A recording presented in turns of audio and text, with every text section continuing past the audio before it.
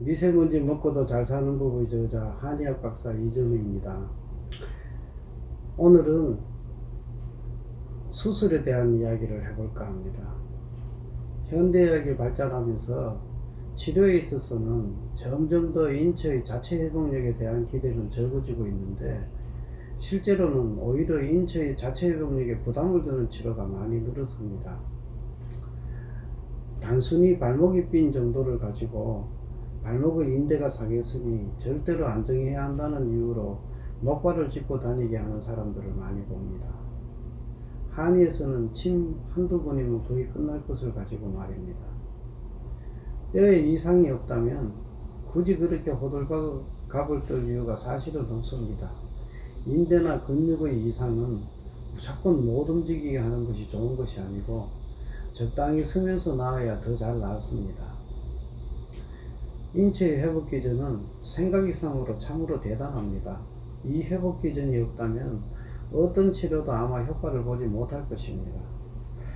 의사가 치료해주는 가장 대단한 것에 수술이 있습니다. 이 수술은 의사도 사람을 살리는 기분도 들고 환자도 뭔가 대단한 치료를 한 것 같아서 수술을 한다고 작정하면 다른 치료법은 눈에 들어오지를 않습니다. 그러나 사실은 인체에 가장 많은 부담을 주고 또 인체의 회복 기전을 가장 많이 신세지는 것이 수술입니다. 나중에 언급할 기회가 있겠지만 다들 100% 수술로만 낫는다고 알고 있는 디스크만 하더라도 수술이 필요 없는 경우가 너무나 많습니다. 아마도 디스크 환자의 10% 정도나 될까, 그런 정도로 수술은 그런 정도만 필요할 것입니다. 수술을 한 디스크 환자의 거의 전부는 5년이 경과한 뒤쯤에는 수술하지 않은 사람보다 더 여유가 좋지 않습니다. 또 인대가 끊어진 운동선수도 마찬가지입니다. 경험상 아킬레스건의 최대 한 40%까지 정도의 파열은 수술을 하지 않은 경우고 그냥 놔뒀을 경우에 더 회복이 빠르고 문제가 생기지 않지만은 이 수술을 했는 경우에는 평생을 두고 불편함을 감수해야 하게 될 경우가 많습니다. 배드민턴을 치면서 아킬레스가 3분의 1 정도 끊어진 선수가 수술을 하지 않고 그냥 살살 뛰면서 운동을 하더니 6개월도 안 돼가 정상화되는 것을 봤습니다. 병원에서는 빨리 올라간 근육을 당겨 내려서 접합을 해야 한다고 했다고 합니다. 대다수 그렇게 했던 선수들은 부장에서 거의 사라져 갔습니다. 그렇게 수술을 한 선수가 엄청난 재활 끝에도 선수 생활을 접고 지도자의 길을 걷고 있는데 아직도 그 수술한 다리가 애를 먹인다고 합니다. 미국의 한 전자기 연구소에서 발간한 한 20여 년 전에 읽은 책인데 제목을 제가 잊어버렸습니다. 아무리 찾아도 찾지를 못하고 있는데 혹시 독자들 중에 읽어보신 분 연락 주시면 제가 후사를 하겠습니다. 거기 나오는 내용이 골절에 약한 음전화가 좋으며 자석이 뼈를 붙게 하는데 상당한 효과가 있었으며 운으로 만든 전극으로 골절을 치료한 것을 발표를 했으며 또 아마 돌인지 쇠살인지 그 기억이 확실치 않은데 그 아이의 손가락이 다쳤다면 봉합수술을 하지 말고 차라리 깨끗이 자르고 기다려야 여우가 좋다고 했는데 이것은 지금 생각해도 참 대단한 이야기입니다. 한의의 치료는 인체의 회복력이 그 회복 기전이 최대한의 힘을 발휘할 수 있도록 하는데 가장 큰 힘을 쓰고 있습니다. 침은 물론이고 약을 쓸 때도 최대한 인체의 상태를 살펴보면서 인체를 어떻게 도와줘야 회복을 더 빨리 할 수 있을까에 주안점을 두고 있습니다. 그래서 진단의 패턴이 아주 많으며 필연적으로 환자의 분류가 꼭 필요하고 그것이 체질이라는 이름으로 나오게 되어 있습니다. 인체를 치료한다는 것은 한의에서는 마치 한 판의 바둑을 두는 것과 비슷합니다.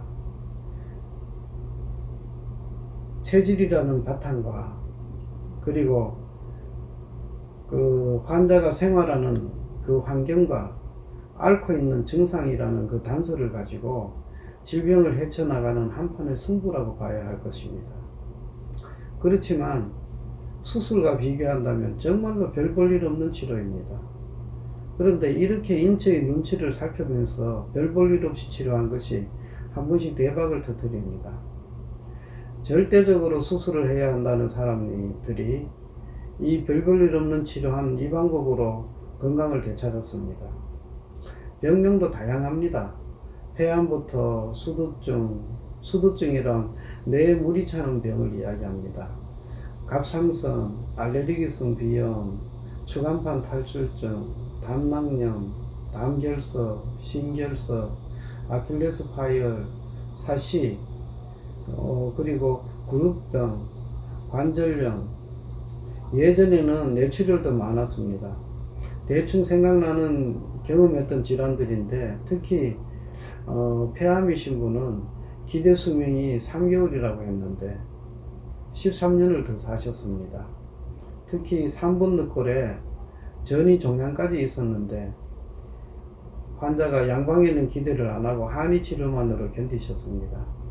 이 시간에 여러분들에게 꼭 드리고 싶은 말은 수술은 치료의 가장 마지막 단계로 생각을 해야 합니다.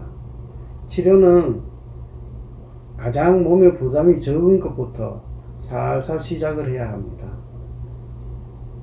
이 수술이라는 것은 정말 어쩔 수 없을 때 하는 것이고 수술을 하자는 이야기가 만약 병원에서 나온다면 무조건 3군데 이상의 병원에서 똑같은 결과가 나왔을 때에야 비로소 수술을 할까 말까 고민해보는 것을 추천합니다.